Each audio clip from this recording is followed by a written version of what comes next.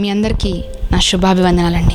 దేవుడు మనకు అనుగ్రహించిన వాగ్దానం, దేవుడు మనకు ఆశ్రయమును దుర్గమునై ఉన్నాడు, ఆపత్కాలంలో ఆయన నమ్ముకొనదగిన సహాయకుడు.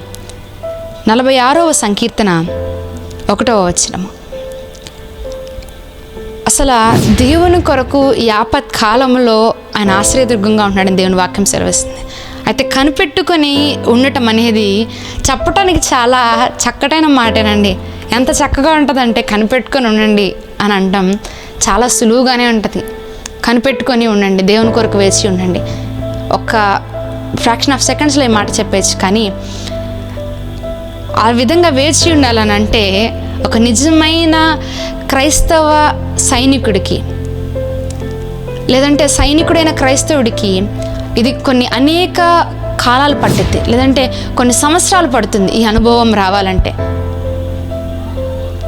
ఈరోజు బహుశా నువ్వు కనిపెట్టుకొని ఉంటున్నా, కనిపెట్టుకోలేని పరిస్థితుల్లో ఇంకా నా వల్ల కాదు, ఎటు తోచిన పరిస్థితుల్లో నేనున్నాను అని నువ్వు బాధపడుతున్నావేమో. ఎటు తోచిన పరిస్థితులు, ఎవరు నాకు తోడుగా లేరు, ఎవరు నా చుట్టుపక్కల లేరు, ఎవరైనా సహాయము చెయ్యమని అడగటానికి వెళ్తుంటే వారు మొహాలు దాచిపెట్టుకుంటున్నారేమో నీకు. బిడ్డా, వారిని వెంటాడద్దు.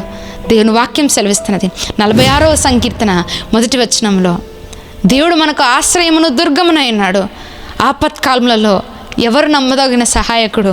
నీ పక్కింటి వారా, నీ ఎదురింటి వారా, నీ భార్య, నీ భర్త, లేదంటే నీ అత్తమ్మ, లేదంటే మీ అమ్మగారు, ఎవరు?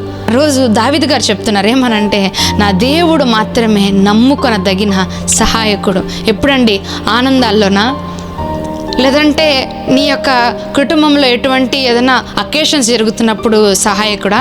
కాదు కాదు కాదు కాదు ఆపత్కాలములలో ఎంతోమంది నీ మీదకి దండెత్తేసి వచ్చేసిన, లేదంటే ఎంతోమంది నీ కుటుంబం మీదకి పరిగెడుతూ వచ్చిన, ఎంతోమంది మిమ్మల్ని నిందల పాలు చేయాలని పరిగెడుతూ వస్తున్నా, ఎంతోమంది మిమ్మల్ని పడేయాలని పరిగెడుతూ వస్తున్నా, నా దేవుడు ఆపత్కాలములలో ఆయన నమ్ముకొనదగిన సహాయకుడు. ఎంతోమంది తలుపులు తట్టావేమో, ఎంతోమంది సహాయం కొరకు ఎదురు చూసావేమో, ఎంతోమందిని కాళ్ళు పట్టుకునే పరిస్థితి నీకు ఎదురైందేమో. బిడ్డా, ఈరోజు ఈ వాక్యం వింటూ నువ్వు ఏడవద్దు. దేవుని వాక్యం సెలవిస్తున్నది, నేను నీకు నమ్ముకొనదగిన సహాయకుడిని అని దేవుడు సెలవిస్తున్నాడు. ఆయన విడిచిపెట్టి వీళ్ళందరి దగ్గరికి ఎందుకు వెళ్తున్నావు? ఆయన విడిచిపెట్టి వీళ్ళందరినీ ఎందుకు అడుగుతున్నావు? ఈరోజు దేవుని కొరకు కనిపెట్టు, దేవుని కొరకు కనిపెట్టు. ఆనాడు ఇజ్రాయేలీలు యెహోవాకు విరోధముగా సనిగినట్టు, మోషేకి విరోధముగా సనిగినట్టు దేవుణ్ణి ఈరోజు సనగద్దు. బిడ్డ, దేవుని యొక్క కార్యాలు అవి ఆలస్యమైన ఆయన అలక్ష్యం చేసే దేవుడు కాదు. ఆయన ఆలస్యంలో కూడా ఆలోచన ఇవ్వగలిగిన దేవుడు.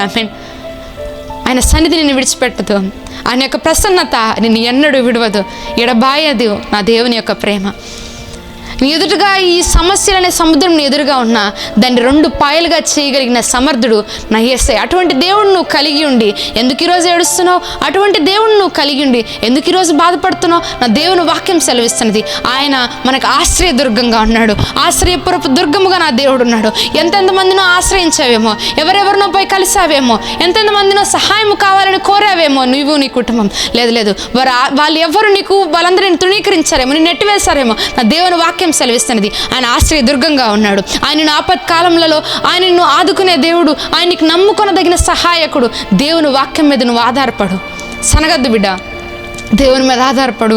యోసేపు కూడా ఆనాడు చెరసాల్లో ఉన్నప్పుడు కానీ తను ఏ తప్పు చేయనప్పుడు కూడా ఎన్నో విధాలుగా తను ఆలోచించుండొచ్చు, కానీ భారం అంతా దేవుని మీద వేసి కనిపెట్టి ఉన్నాడండి. కనిపెట్టే జీవితం యోసేపులో ఉన్నది కాబట్టి ఉన్నతమైన స్థితిలో ఆయన ఉండగలిగాడు. ఆమేన్.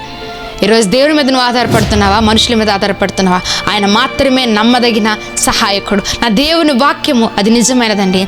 ఈరోజు దేవుని వాక్యం మీద ఆధారపడు.